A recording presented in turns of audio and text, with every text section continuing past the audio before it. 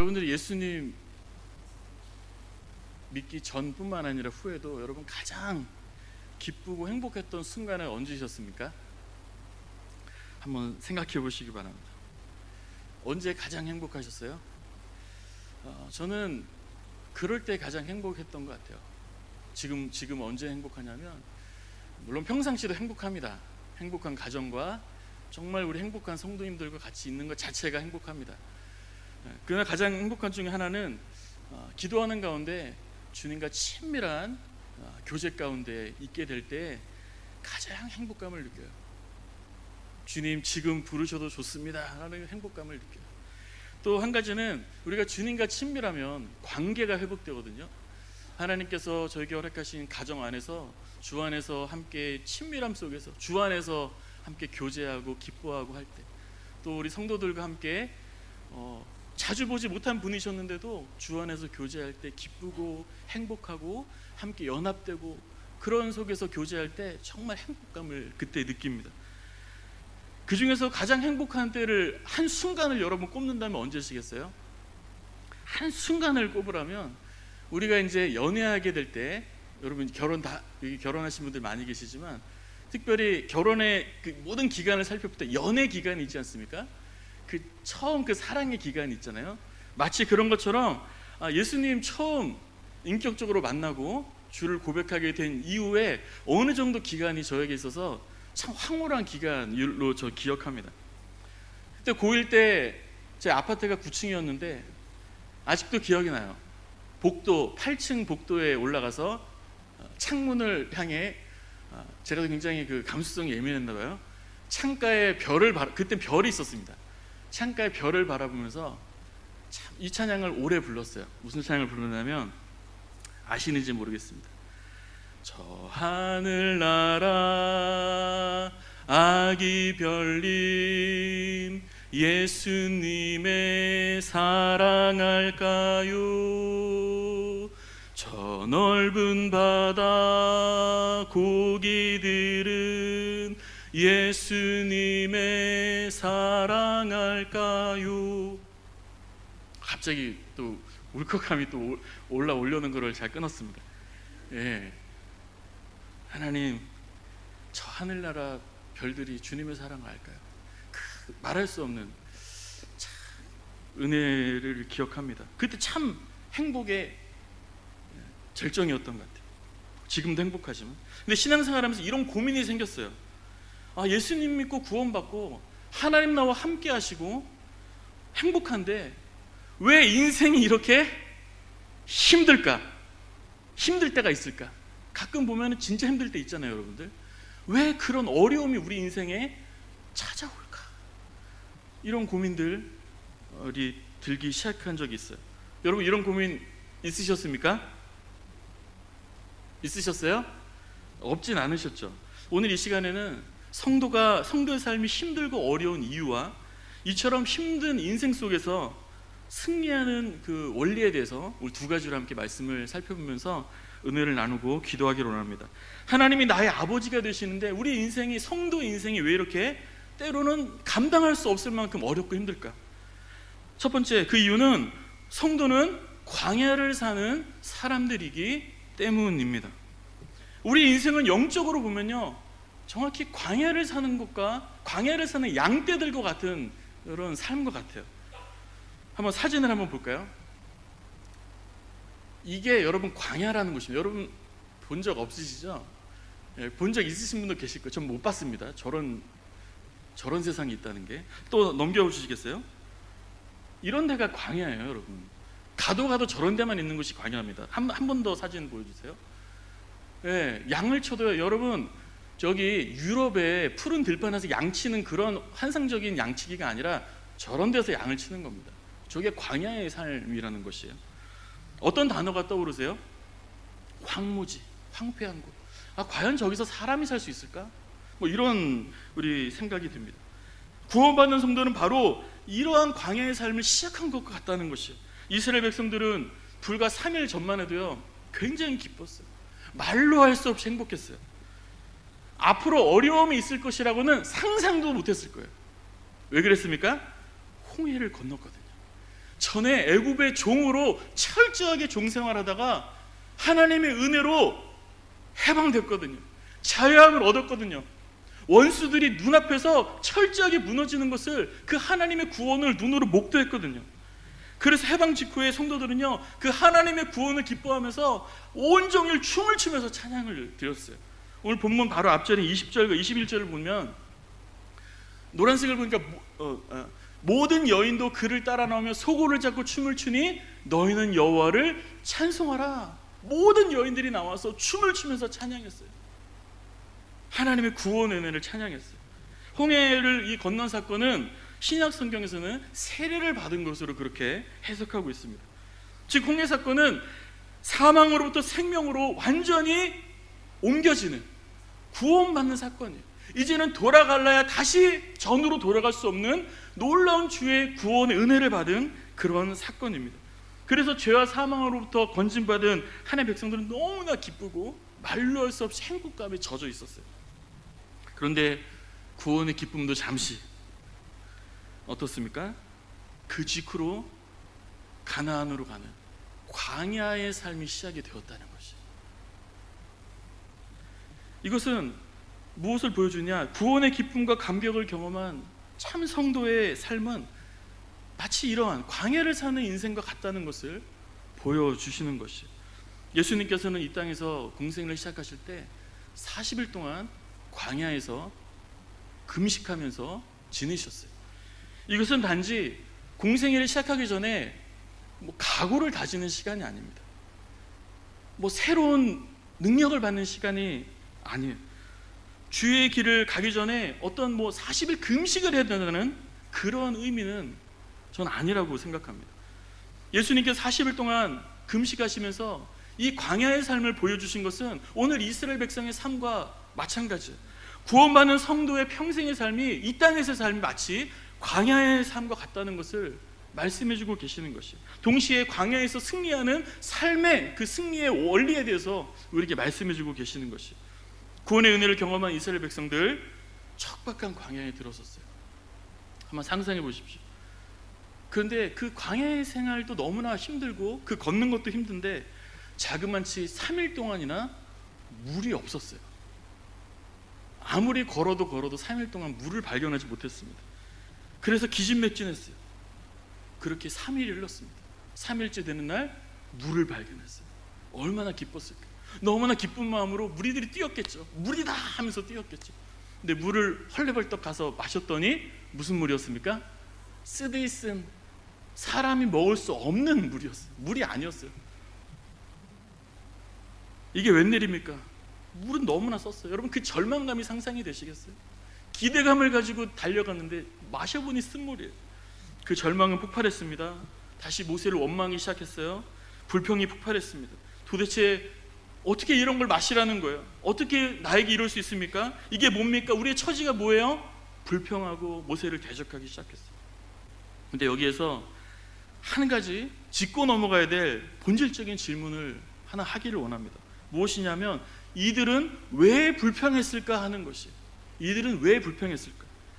왜 불평했을까요? 여러분 불평이 당연한 것인가요? 그런 일 당하니까 불평하는 게 당연한 것인가요? 그렇지 않습니다. 여러분 불평이 자연스럽고 당연한 것이라면 우리는 늘 불평하며 살아야 돼요. 늘 어그러진 일 속에 불평하면서 그 불행 속에서 우리는 살아가는 게 당연한 것이에요.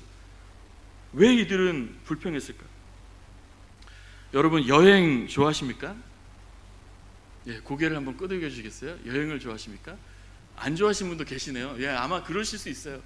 집에만 있는 게 좋아하시는 분들도 계시더라고요. 저는 여행을 좋아합니다.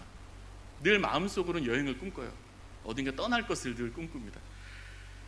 3주 전에 저희 가족이 저희 가족만 아는 비밀의 섬으로 당일치기 여행을 다녀왔습니다. 그곳은요 사람이 별로 없어요. 언제 가도 사람이 별로 없어요. 그곳에 가면 자유롭게 텐트를 칠 수 있어요. 내 마음대로 할 수 있어요. 그리고 우리 가족만 사용하는 해변이 있습니다. 여러분 상상하는 그런 데는 아니에요. 좀 상상과는 다르지만 그런 해변이 있어요. 우리 가족만 쓰는 해변. 저는요 거기 너무 가고 싶었어요. 당근에서 진짜 기가 막히게 값싼 그 천막을 그늘막을 하나 구입을 해서 이거를 내가 거기서 쳐서 아내와 아이들과 함께 바다를 바라보며 앉아서 여유를 누리고 하루 좀 즐기고 와야겠다, 쉬고 와야겠다, 그런 마음이, 그런 아주 열정이 있었습니다. 그래서 1시간 길을 떠났어요. 현실은 어땠느냐? 제가 온갖 짐을 짊어지고 한참을 그곳에 태양볕에 진짜 더웠는데 거기를 걸어가야 됐습니다. 처음 대형 타프를 혼자 치느라 아내는 1시간 걸렸다 그러는데 1시간 아닙니다. 자존심이 1시간은 아니고 제 생각에 30분 정도 걸린 것 같아요. 땀을 뻘뻘 흘리면서 쳤어요. 다음에는 10분 만에 치겠다, 그런 경험을 갖고 돌아왔습니다. 또 현실은 잘 노는 첫째가 못 갔기 때문에 이건 예상치 못했는데 아이들과 제가 계속 놀아야 됐어요. 그래서 상상했던 그 그늘에 앉아서 바다를 바라보는 그런 시간이 굉장히 적었습니다. 그래서 집에 왔어요. 그래서 뻗어버렸어요. 그런데요, 중요한 것은 그게 아니고 돌아보면요, 이상하게 이 시간이 절대 저에게 불평이 안 됐어요. 전혀 이것은 원망거리가 아니었어요. 지금도 그냥 좋은 기억이에요. 왜 그랬을까요? 최소한 저는요, 그곳에서 고생할 거를 알고 갔어요. 제가 많은 짐을 매야 된다는 것을 알았고요, 제가 혼자서 그 타프를 쳐야 된다는 것을 알고 갔습니다. 아무도 안 도와줄 것을, 못 도와줄 것을 알았어요. 그렇게 고생하다가 결국엔 너무 늦지 않게 해지기 전에 일찌감치 집으로 돌아올 것을 저는 다 알고 있었어요. 그래서 그렇게 불평되거나 원망스럽지 않았어요. 왜 이스라엘이 오늘 불평했을까라는 것입니다. 그들은요, 자신의 인생이 광야의 인생이라는 것을 전혀 예상하지 못했어요. 그 해결 방법을 아직은 온전히 알지도 못했어요. 예수님의 제자들이 예수님께서 십자가 진다, 나 십자가 지고 죽을 거다 라고 말했을 때 제자들은 그거 듣기 되게 싫어했습니다. 예수님 그런 말씀하지 마십시오. 그런 말씀 하지 마세요. 결국에 예수님 십자가 마지막에 잡히실 때 다 도망가 버렸어요. 그런 게 주님 따라가는 것이라는 걸 상상도 못했어요. 그러나 어떻습니까? 훗날 성령을 받았을 때 그들은 어떻습니까? 그때는 기쁨으로 주의 길을 따라갔다는 것이, 즐거운 마음으로 주님을 따라갔다라는 것이, 어렸을 적 어른들이 아주 어렸을 때 왜 이 찬양을 부르면 우셨는지 알 것 같아요. 우리 찬양을 한번 불러볼까요? 푸른 바다 나서니 몸 어디든지 가오리다. 괴로우나 즐거우나 주만 따라가오리니 이름 없이 빛도 없이 감사하며 섬기리다. 예, 여기까지 보겠습니다. 아멘. 예, 이제 세월이 지나면서 아신 거예요. 뭘 아셨어요? 이 길은 광야의 길이구나. 이 길은 광야의 길이구나. 돌아보니 인생이 아골골짝 빈들이셨던 거예요. 그러나 이 길이 승리의 길이구나. 기쁨의 눈물을 흘릴 수가 있는 것이죠. 지금도 하나님께서는요, 구원의 감격도 알고 하나님을 경험하여 아는 성도들에게 말씀하십니다. 디모데후서 2장 3절에 너는 그리스도 예수의 좋은 병사로 나와 함께 고난을 받으라. 마태복음 16장 24절 나를 따르거든 자기를 부인하고 자기 십자가를 지고 나를 따를 것이니라. 지금도 우리에게 말씀하세요. 그러나 준비되지 않으면 잘 말씀하지 않으십니다. 그러나 우리가 여전히 내 뜻대로 세상 가치를 따라 살아가고 광야의 길, 십자가의 길, 어려움만 생기면 도망치고 어려움만 생기면 그냥 싸우려고 그러고 피하면서 요리조리 한다면 사실은 아직 주님을 제대로 따라가는 것이 아닐 수 있습니다. 사랑하는 여러분들, 우리가 가는 이 길이 광야의 삶이라는 것을 여러분들 알고 계십니까? 아직은 미숙하여서 모르실 수도 있어요. 또는 모른 척 아직 피하고 다니는 시기일 수도 있습니다. 저 예전에 많이 도망 다녔어요. 아니면 여전히 이 길이 세상의 영광된 길, 왕의 길이라는 착각 속에 교회 나오시는 분이 계실 수도 있어요. 그러나 성도의 삶이 광야라는 것을 부인하면 어려운 일 닥칠 때마다 원망할 것입니다. 이게 뭡니까? 저한테 이러식입니까? 여러분 지금 광야십니까? 구원받는 성도의 삶이 광야라는 것을 아시기 바랍니다. 우리 주님이 우리 보러 따라오라고 하셨던 그 길이 십자가의 길이었다는 것을 우리가 알아야 돼요. 그러나 광야의 길을 통과할 때 말로 할 수 없는 하나님의 은혜와 평강과 하나님의 함께 하심과 절대 우리가 정말 할 수 없다 포기하지 않을 수 있는 하나님의 힘을, 또 주님의 칭찬과 기쁨이 있다는 것을 여러분 믿으시기를 바랍니다. 여러분 그러므로 자꾸 애굽의 뒤를 돌아보고 자꾸 시간 지나 방심하면 애굽에 있는 거 하나하나 꺼내다가 왔다 갔다 하지 마세요. 소돔과 고모라의 옛삶에 자꾸 욕심내고 돌아보지 마시기 바랍니다. 타협하지 마시기 바라요. 영원한 것을 소망하며 이 땅을 광야에서 나그네로 살아가셔야 됩니다. 그렇게 사시는 하나님의 모든 자녀들 되시기를 주님의 이름으로 축원합니다. 그러면 두 번째로 어떻게 이 광야에서 우리가 하나님의 은혜와 축복을 누리는 삶을 살 수 있을까? 같이 읽어볼까요? 시작. 하나님만 의지하면 광야에서도 행복합니다. 할렐루야. 광야에서도 승리합니다. 넉넉히 이깁니다. 하나님이 함께 하십니다. 성도들은 3일 동안 물을 마시지 못했어요. 갈급했어요. 결국 마실 물을 발견했는데 못 먹을 물이었어요. 우리도 광야의 인생을 살다 보면 못 먹을 것들이 너무나 많습니다. 먹으면 잘못되는 것들이 굉장히 많죠. 다 먹을 수가 없어요. 사는 것도 어려운데 마실 물을 겨우 발견했는데 그것이 쓴물인 경우도 상당히 많이 있어요. 그러나 고난이 전부가 아닙니다. 그 속에 축복의 비밀이 있어요. 하나님께서는 그 쓴물을 어떻게 해주셨습니까? 달게 해 주셨다는 사실이에요. 백성들은 맛있는 달콤한 물을 마셨다는 분명한 사실입니다. 하나님께서는 이 마라의 쓴물이 단물이 되는 오늘 이 사건을 통해서 우리에게 그 의미를 우리에게 가르쳐주고 계세요. 오늘 25절인데요 그것을 세 번역으로 보니까 이렇게 말씀합니다. 주님께서 그들에게 법도와 율례를 정하여 주신 곳이다 라고 말씀하고 계세요. 즉 하나님께서 이 사건을 통해서 성도들의 광야에서의 삶의 법도를 지금 가르쳐 주시고 계신다는 거예요. 광야의 첫 번째 사건을 통해서 너희가 어떻게 살아야 되는지, 어떻게 살 때 하나님의 은혜를 경험하며 살 수 있는지를 우리에게 그 법을 가르쳐 주신다는 것이에요.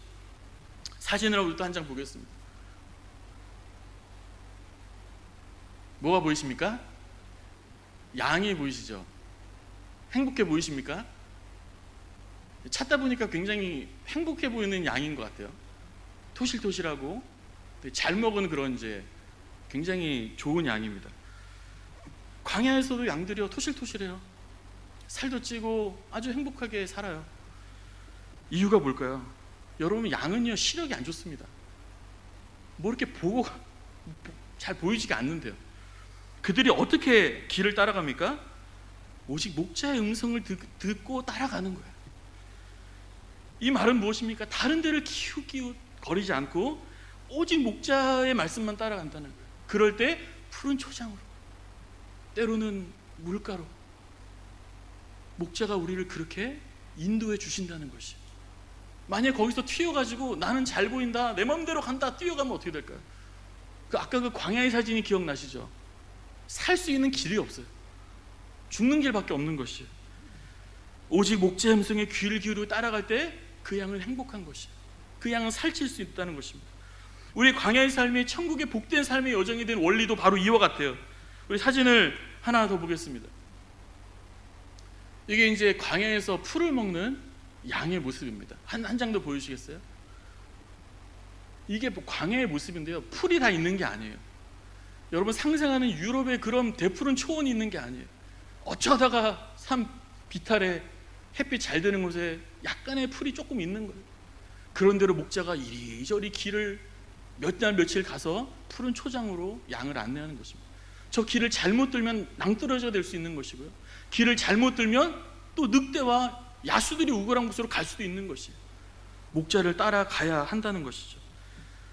목자만 따라가야 초장으로 갈 수 있는 것입니다. 이럴 때 우리도 마찬가지예요. 늑대가 우글대는 광야, 못 먹을 것이 넘치는 광야예요. 주님의 보호가 없이는 우리가 결단코 완주할 수 없는 그 광야에 살려면 어떻게 해야 됩니까? 풀밭이 어딘지를 아시는, 우리는 앞을 전혀 못 보는 거예요. 풀밭이 어딘지 아시는 우리 목자 대신 우리 주님만 따라갈 때 우리가 살게 되는 것입니다. 하나님만 의지하고 순종하며 따라가는 것은 악한 원수로 가득한 이 광야 같은 세상에서 성도가 이기며 승리할 수 있는 삶의 원래라는 사실이에요. 모세는 목자의 음성을 들었습니다. 그래서 모든 백성들이 원망하고 불평밖에 없었던 그 순간에서 어떻게 했습니까? 하나님의 음성을 듣기 위해서 전심으로 하나님 앞에 부르짖었어요. 25절에 보니까 모세가 여호와께 부르짖었더니, 모세가 기도하자 하나님께서는 한 나무를 눈앞에 이렇게 보여주셨어요. 한 나무가 보여졌어요. 한 나무가 나타났어요. 그래서 모세는 하나님의 말씀에 순종하여서 그 나무를 가져다가 그 쓴 물에 던져 넣었습니다. 그래서 어떻게 되었습니까? 인생의 그 쓴 물은 먹기 좋은 단물로 변화되었다는 사실이에요. 여러분, 이 스토리를 보면서 여러분 무엇을 느끼세요? 이 나무를 물에 넣었더니 단물이 되었다는 이것을 통해서 뭘 느끼세요? 성도들은요, 3일 동안을 광야에서 고통 가운데 지냈다는 것입니다. 그리고 마실 물이 없는 그곳에서 3일째 되는 날 하나님께서 정한 나무를 보여주셨고 그 나무를 던졌다는 것이, 이것이 의미하는 것이 무엇이겠어요? 우리가 성경을 통해서 발견할 수 의미는 오직 예수님밖에 없거든요. 의미하는 것이 무엇입니까? 예수 그리스도, 그가 달리신 나무, 십자가, 이것을 연상할 수 있습니다. 예수님은 나무에 달려서 3일 동안을 죽음 가운데 계셨습니다. 3일째 되는 날 다시 살아나셨습니다. 즉 광야와 같이 쓰디쓴 인생 가운데서도 승리할 수 있는 승리의 비결은 부활하신 예수 그리스도를 삶의 문제 가운데로 던져 넣어야 한다는 것이에요. 다른 것을 넣으면 해결이 안 돼요. 오히려 더 변질되겠죠. 예수 그리스도만이 우리의 삶의 해답이 되는 줄을 믿습니다. 우리는 마귀활개치는 이 세상을 의지하고 붙들고 자꾸 그쪽으로 우리의 시간과 삶을 자꾸 허비해서는 안 되고요, 우리의 시선을 오직 우리를 구원하신 예수 그리스도께로 고정해야 합니다. 다른 곳에는 먹을 것이 없다는 거예요. 여러분, 그곳에 먹을 것이 없어요. 세상이 우리에게 말해주는 곳에 먹을 것이 없다라는 것이에요. 우리가 예수 그리스도의 그 십자가 부활의 그 구원의 이름을 붙들고 우리가 전심으로 기도해야 한다는 것입니다. 그러면 하나님이 우리를 살려주실 줄을 믿습니다. 우리에게 살 길을 열어주실 줄을 믿습니다. 근데 문제가 무엇이에요? 기도하지 않는다는 것이에요. 기도하는 자가 많이 없다는 것이에요. 사랑하는 성도 여러분, 우리가 먼저 기도하기 위해서 선포되는 하나님의 말씀을 정말 하나님의 말씀으로 받으실 수 있기를 주님의 이름으로 축원합니다. 우리가 사람의 말로 받으면요, 거기서는 하나님의 역사가 나타나질 않아요. 두렵고 떨리는 마음으로 하나님의 말씀으로 받을 때 바른 기도 제목이 거기서 생겨나는 것이에요. 무엇을 위해 기도해야 되는지를 하나님 우리에게 가르쳐 주시는 것이에요. 그렇지 않으면 어디로 우리가 가는지 방향을 알 수가 없다는 것입니다. 우리가 하나님의 말씀을 온전히 받을 때 바른 기도가 나온다는 것이에요.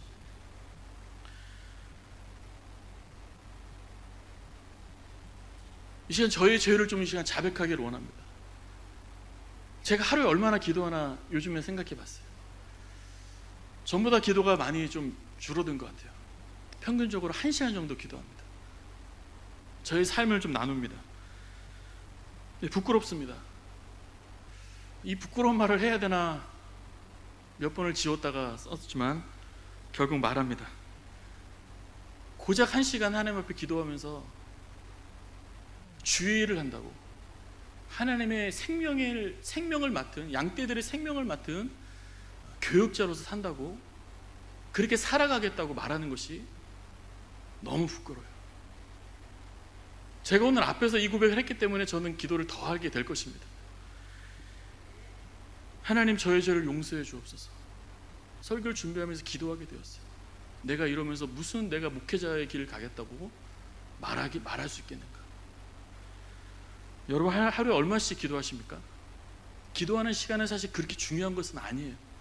우리가 사실 길에서도 얼마든지 다니면서도 기도할 수 있습니다. 그러나 우리가 누군가를 의지한다면 그 사람과 당연히 많은 시간을 함께 보내는 것이 당연한 것이에요.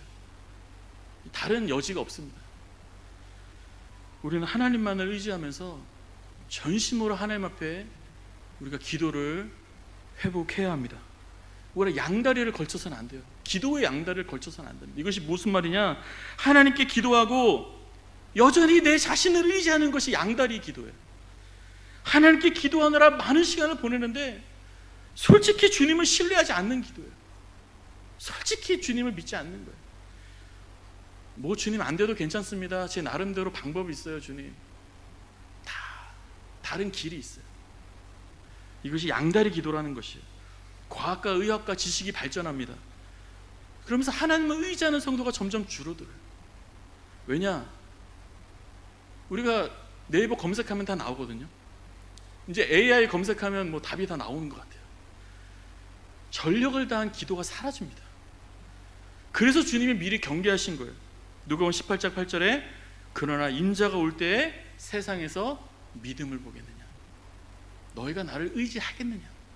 나를 정말로 전력으로 의지하는 자가 눈을 씻고 볼 수 있겠느냐? 어차피 천국도 가는데 뭘 믿겠냐?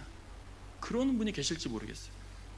그러나 하나님을 날마다 매일매일 의지하지 않는 삶에는 참는 행복도 없고요, 평안도 없고요, 하나님 주신 기쁨도 없고요, 거기는 승리가 없습니다.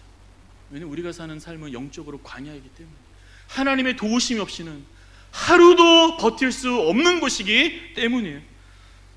돈이 많으면 행복할까요? 우리가 잘 알잖아요. 그렇지 않다는 것을. 여러분의 즐거움과 여러분이 원하는 목표를 성취하면 행복합니까? 그때뿐이에요. 거기에 만족이 있을까요? 없습니다. 오직 우리의 인생을 쓴물을 달게 하시는 분은 우리 구주 예수 그리스도밖에 없는 것을 믿습니다. 예수 그리스도의 부활의 능력만을 신뢰하면서 하나님만 의지하여 이렇게 전력으로 기도할 때 하나님이 반드시 우리의 삶을 달게 변화시켜 주실 줄을 믿습니다. 다윗은 대표적으로 굉장히 다윗은 척박한 인생을 살았던 대표적인 인물이에요. 그러나 그는 목자 되신 하나님만 의지했어요. 그래서 그는 이런 고백을 늘 했습니다. 무슨 고백이? 시편 23편 1절 3절을 보니까 우리 같이 한번 읽을까요? 시작. 여호와는 나의 목자시니 내게 부족함이 없으리로다. 그가 나를 푸른 풀밭에 누이시며 쉴 만한 물가로 인도하시는도다. 내 영혼을 소생시키시고 자기 이름을 위하여 의의 길로 인도하시는도다. 아멘. 다윗은 늘 사망의 음침한 골짜기를 걸었지만 여호와가 나의 목자시니 내게 부족함이 없습니다 라는 고백을 가슴으로부터 늘 하면서 살 수가 있었던 것입니다. 오늘 이 밤에 우리가 좀 전력을 하나님 앞에 기도하는 시간 되기를 원합니다. 시편 37편 5절에 내 길을 여호와께 맡기라. 그리하면 그를 의지하면 그가 이루신다. 온전히 의지하라는 것이에요. 온전히. 하나님 아버지, 우리 아버지는요 지나간 잘못 때문에 우리의 기도를 듣지 않으시는 경우가 단 한 번도 없어요. 우리가 죄 중에 빠져있는 그 순간에도 우리의 기도를 귀 기울여 언제라도 우리의 목소리를 듣고 계시는 분이세요. 오늘 이 밤에 우리 시선을 전적으로 하나님께로 돌리는 시간 되시기를 바랍니다. 오늘 이 밤에 예수 그리스도의 그 부활하신 하나님의 능력의 이름을 붙들고 우리가 전력으로 주님 앞에 간구하는 시간이 되어야 하겠습니다. 우리가 오늘 이 시간에 예수 그리스도의 부활의 이름을 붙들고 주님의 그 십자가를 붙들고 기도할 때 하나님이 우리의 삶 속에 반드시 오늘 이 밤에 일하실 것을 믿습니다.